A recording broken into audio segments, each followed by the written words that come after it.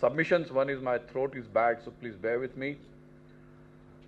Second, this is a tremendous joy for me to come here, a double joy, because first, IIM has come to Nagpur, and second, this is where I'm born, and this is my native place. So, fantastic thing to come back to the roots, as it were.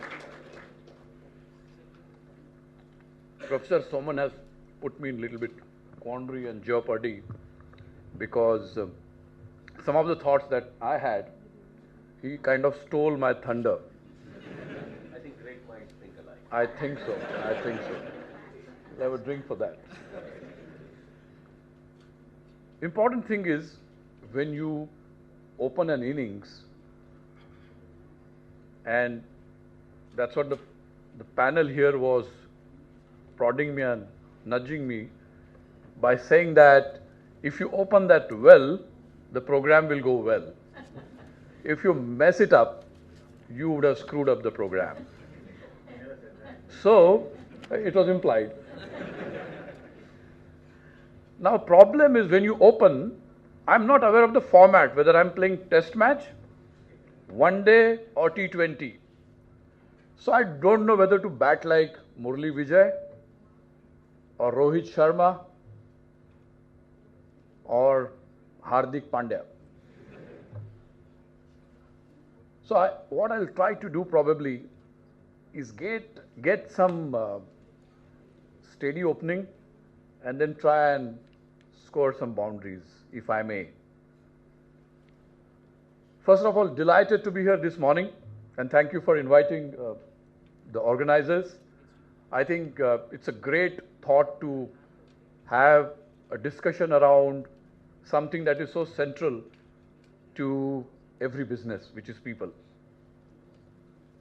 Especially in today's context, it's all the more central. It's always been, but the world that we are seeing today, and everybody's talking about digital world, that's our next panel that we are going to talk about,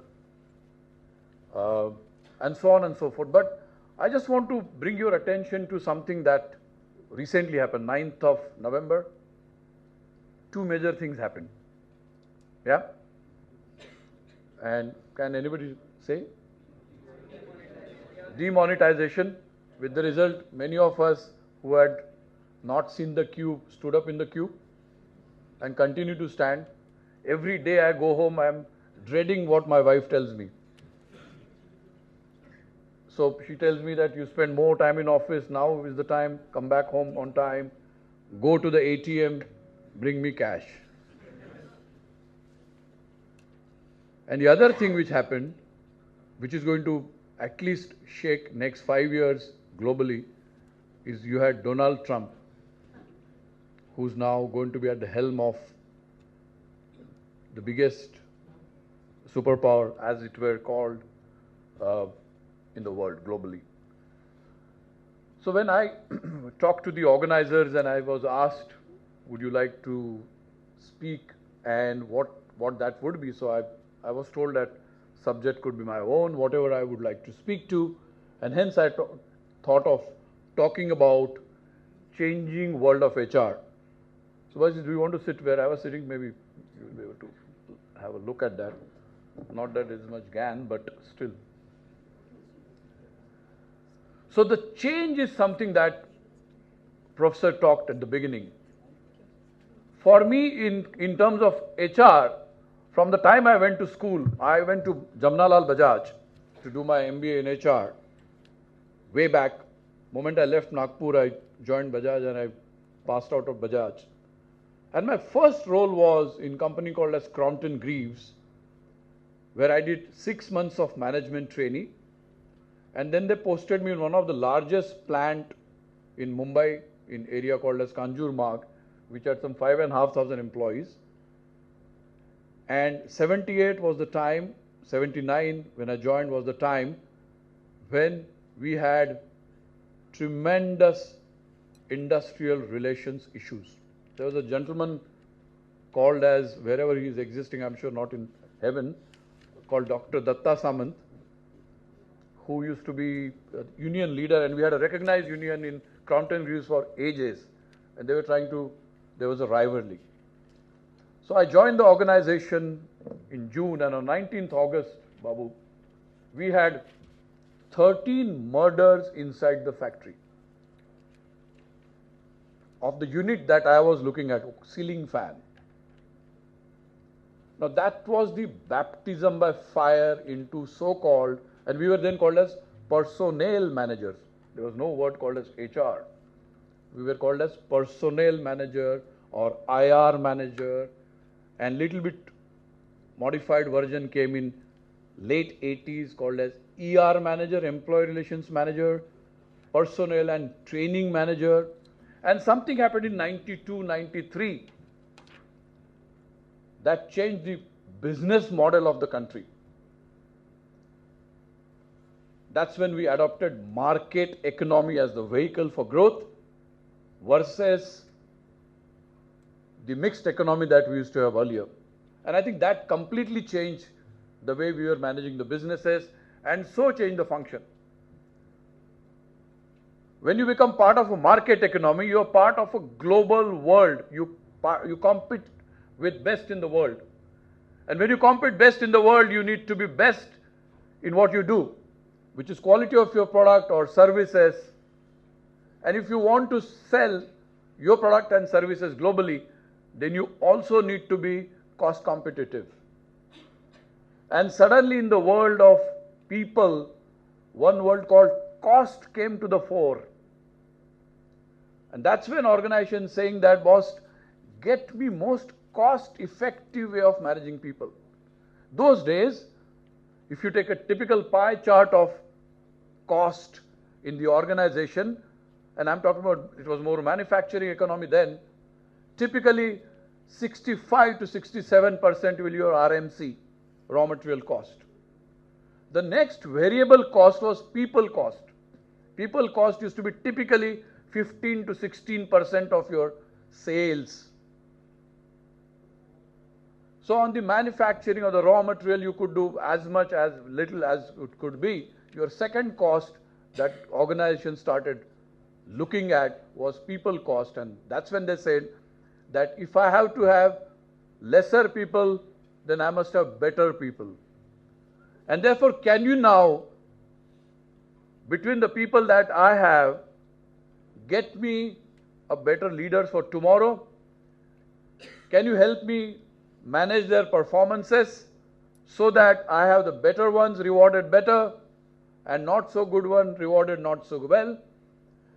Kind of things organizations started looking at, and I think that's where people started saying that, hey, it's now a human resource that needs to be, apart from your RMC and whatever resources that you use, this resource seems to be the most central to the businesses, because that has affect everything that you do in the organization.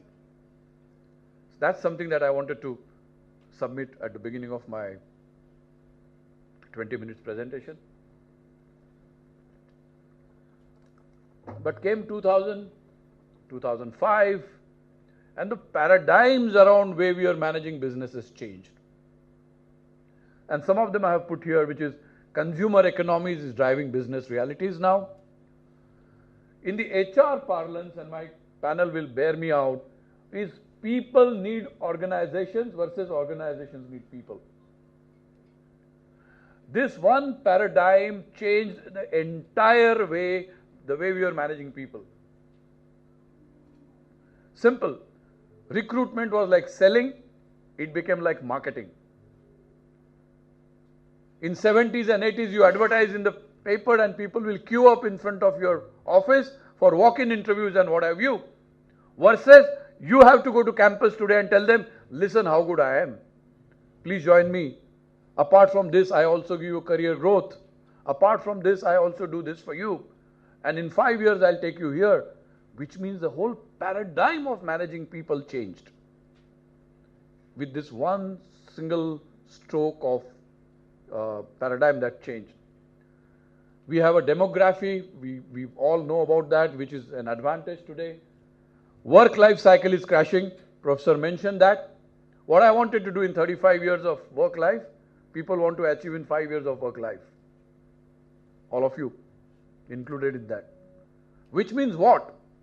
If I am an HR manager and I have a span of 35 years to look at an employee and give him the development or whatever I am doing in the organization, now I have to put him in the screen of 5 years. And 5 years is lucky. Some of the tech organization, services organization, it could be 3 years, it could be undefined period. There's a high aspiration of young workforce. Professor again talked about diversity. There are more women at workplace. This has had a huge paradigm impact on the psyche of working as well as normal population in this country. M&A has become way of life. Indian companies have aspirations to go global. There are Indian multinational corporations now, Aditya Birlas and Tatas of this world. We have a global workforce, and I think we have a virtual organization. We are going to talk about that in terms of it in the digitized world. Are some of the paradigms that changed for HR function. So when I went to my first work, I was told that people will come to you, you don't worry. The wage agreements used to be signed without much reference to the cost, because the cost in mixed economy, you could always pass it on to consumer. And suddenly in a market economy, now I become very cost effective and cost conscious. So I need to get my wage bill, everything that I do, most competitive. Paradigm suddenly changed. The way we were managing people suddenly changed. And I think evolved nature of human resources and people and the people aspiration for me is today, in today's context, and I'm just cutting across to heart of my presentation. Can you go to the next slide, please? I think there are, for me, I want to submit there are 5 fundamental dimensions of the new reality for businesses today, especially in our country. It is survival of the fastest. My second point is enterprises are moving towards internal markets. There is significant trend in collaboration, empowerment, and participation. Governance must ensure that enterprises are accountable to society. And we now live in a customer economy which is giving way to experience economy. And I want to differentiate that. We all know we've evolved from mix to market to customer economy. I am saying that it is not your only competitive advantage today is the experience that a consumer gets out of your product or services. That is the only differentiator that gets you your next order or that doesn't get you your next order.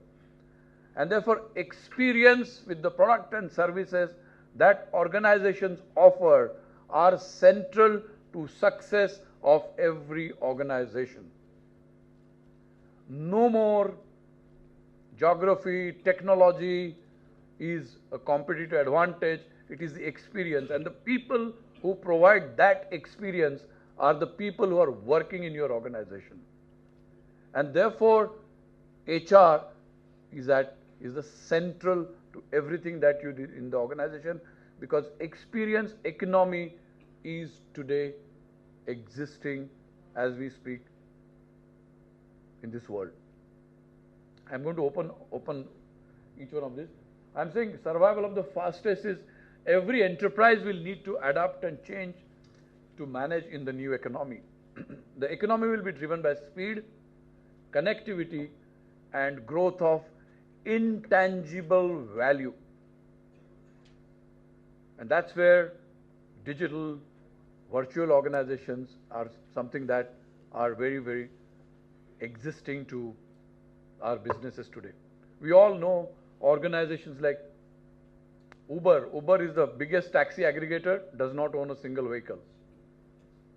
Airbnb, biggest provider of holiday homes, hotels and what have you, doesn't own a single asset.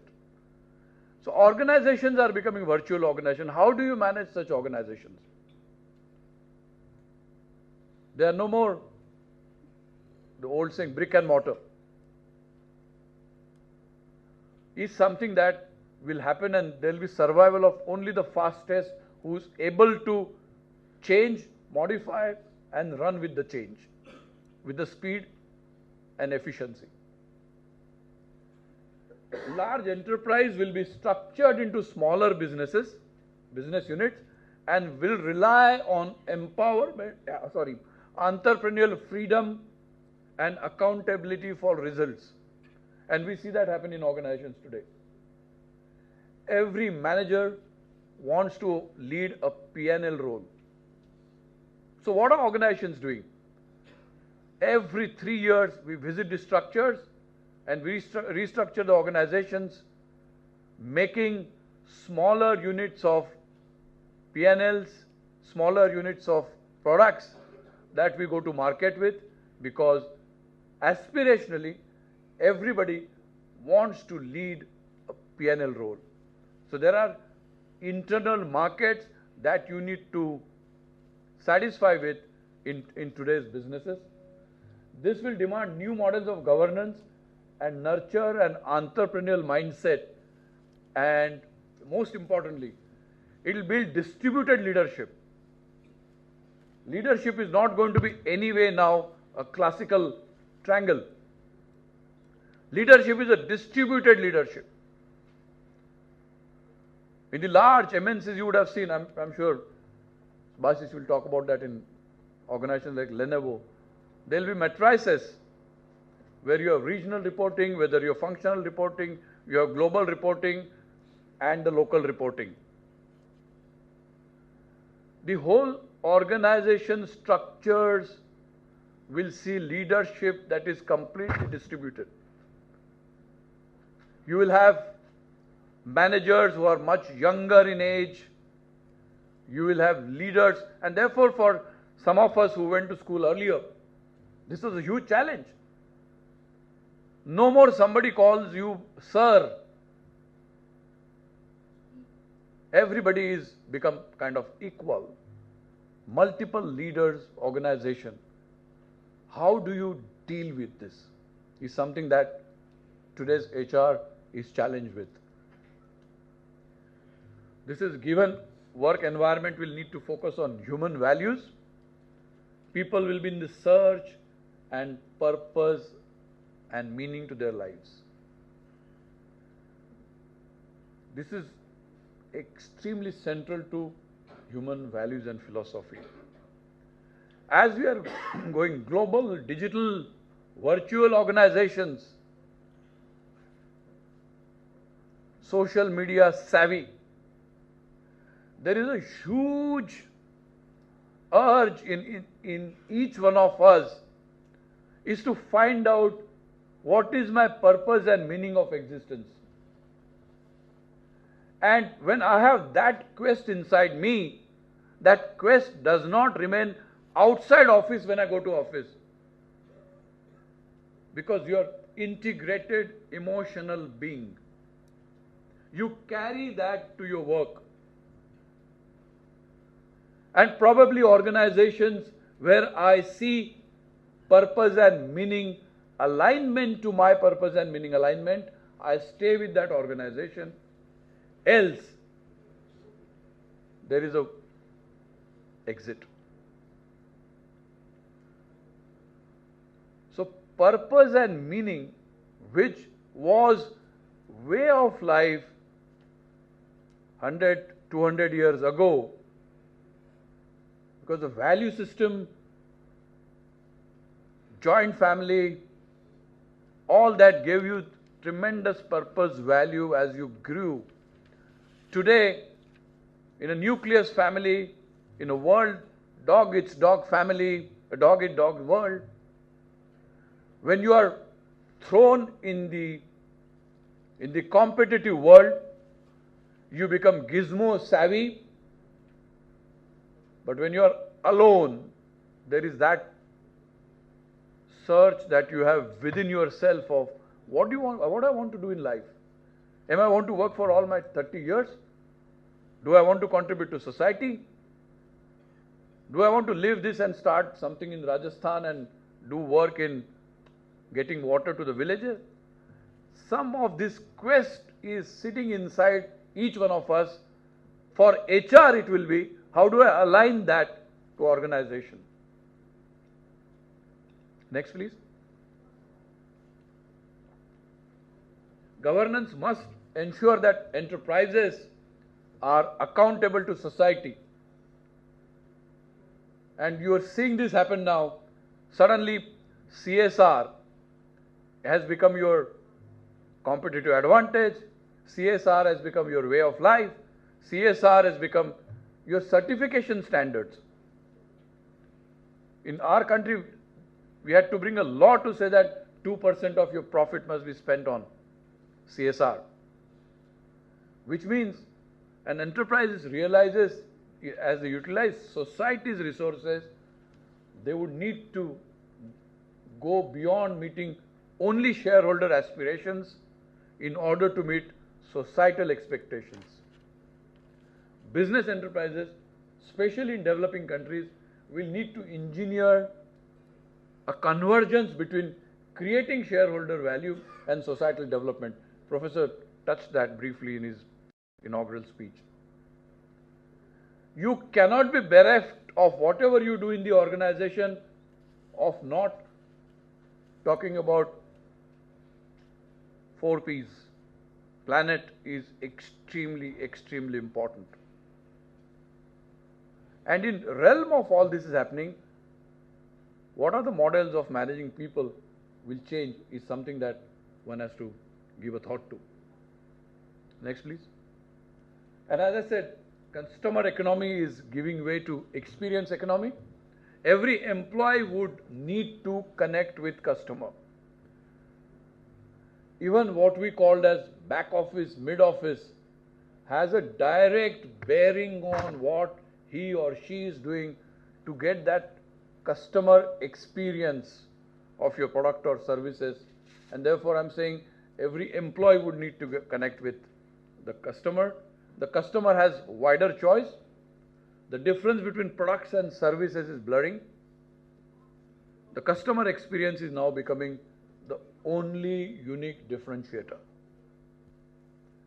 What I do with your product, when I use your product, and the experience I have while using that product, iPhone 7 makes me go back to buy next iPhone, or it doesn't make me go back to buy that product.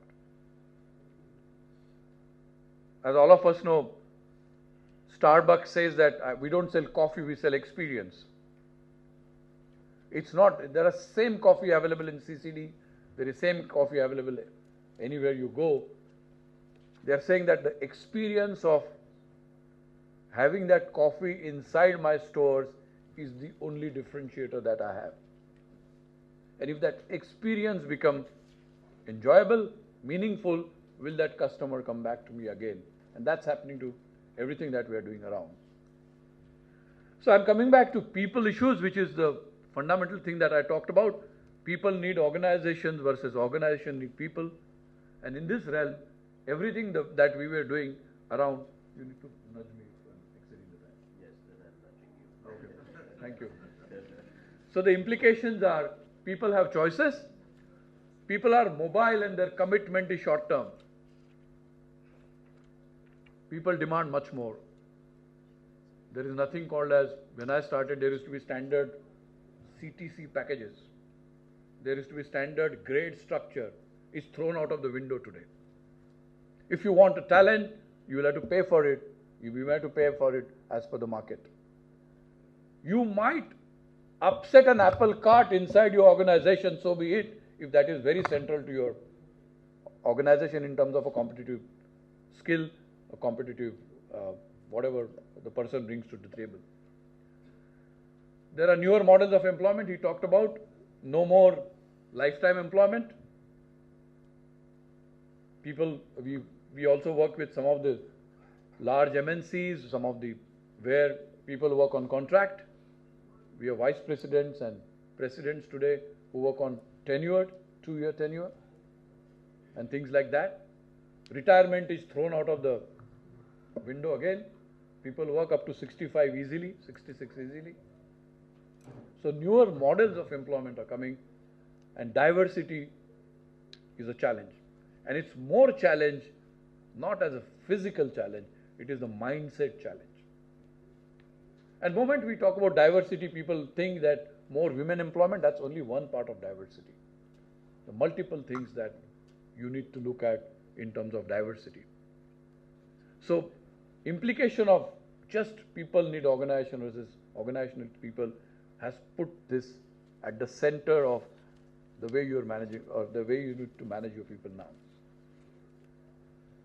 So, I think I'll skip that. From employers market to employees market, changing demographics of workforce, corporate reorganizations, merger acquisitions, changed employee expectations, and managing the manager is the cycle of growth that has happened in the people aspirations and people expectations within the organization. And everybody talks about it, so let me spend my 2 minutes on that. Managing millennials who are coming to work now, you are Gen X, Gen Y, and now you are Gen M, is tremendous challenge, because for me, when I grew up, let's say in Nagpur, even if my father was well-to-do, we had to still go and stand in a ration queue to get 500 grams of sugar.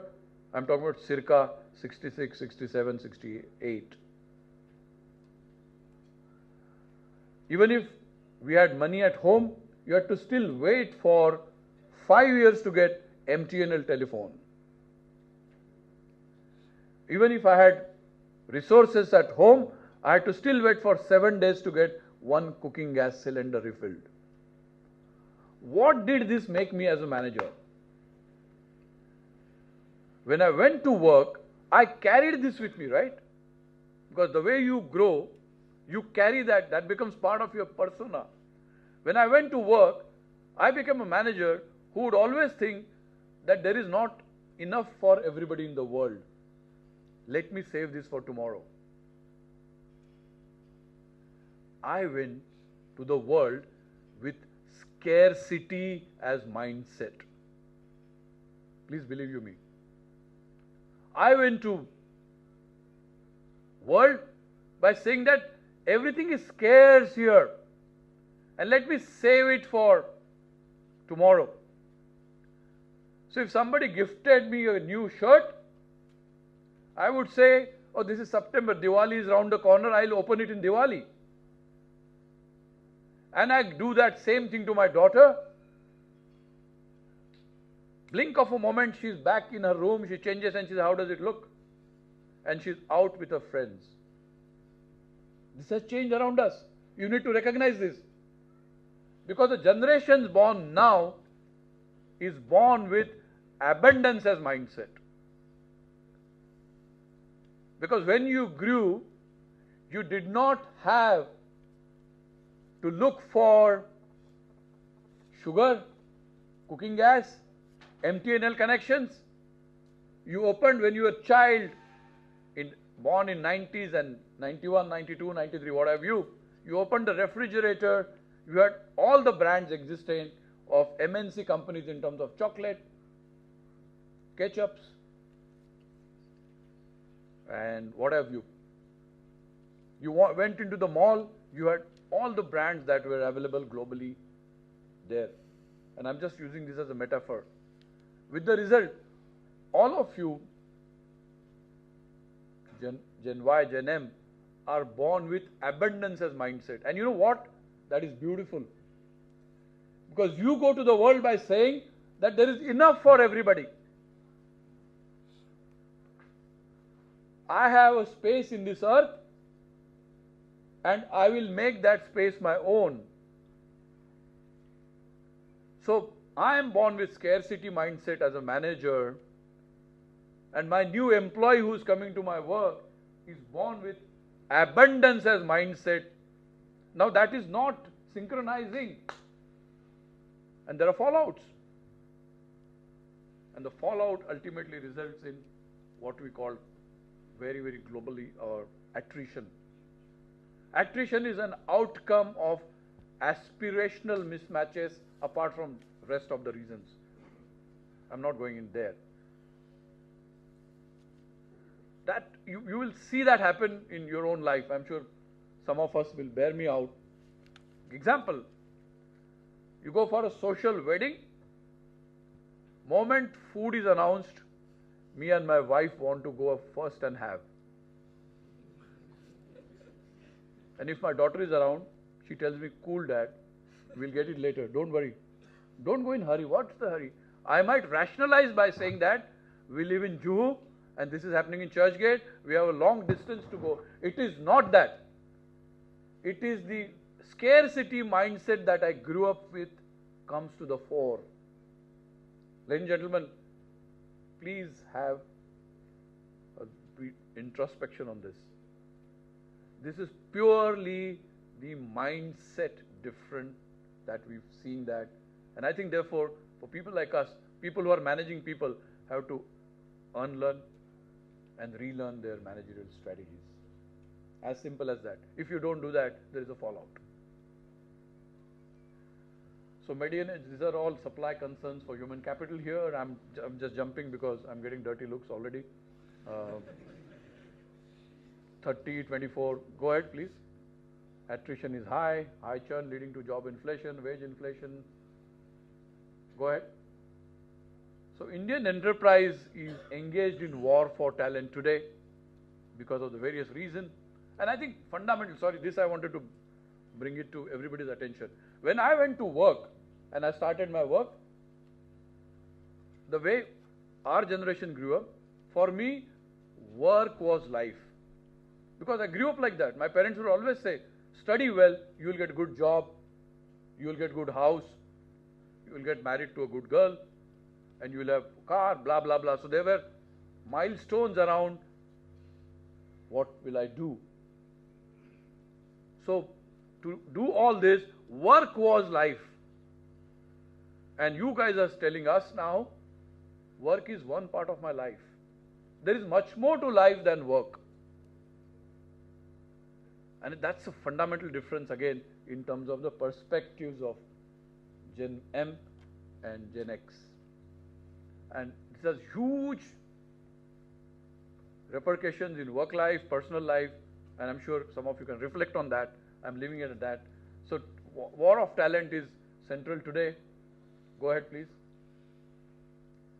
Retention seems to be the biggest challenge for HR and the organization, and some of the reasons how you can do retention, exciting work, meaningful opportunities, blah, blah, blah. Go ahead.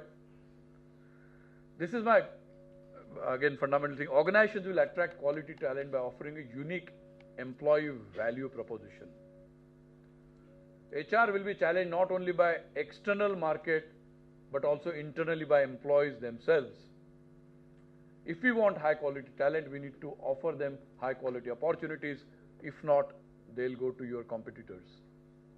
Yep, next please. So the key role for HR in coming years will be to create our ability to leverage human capital, to create a sense of meaning and purpose in our enterprise. Because, organizations, like every human being, is bunch of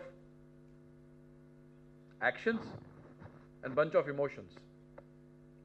Whenever there is a can of emotions that will need to be held in the organization, which emotes from here, people will always look at HR manager. People will always look at HR manager and see whether he is emoting with you. Is he crying when you are in dire stress? Is he smiling with you when you are enjoying?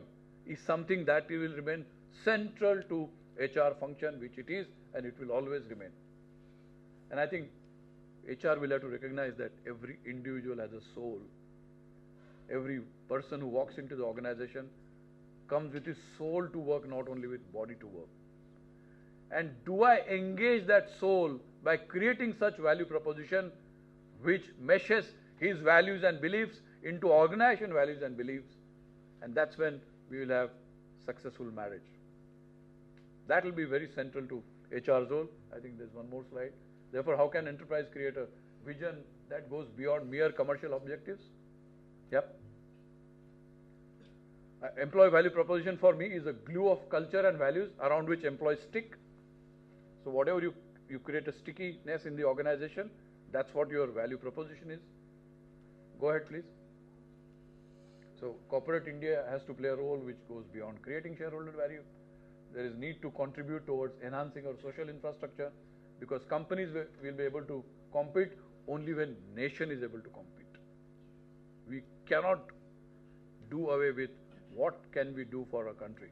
That has to be central in every professional's perspectives as he walks into a new life.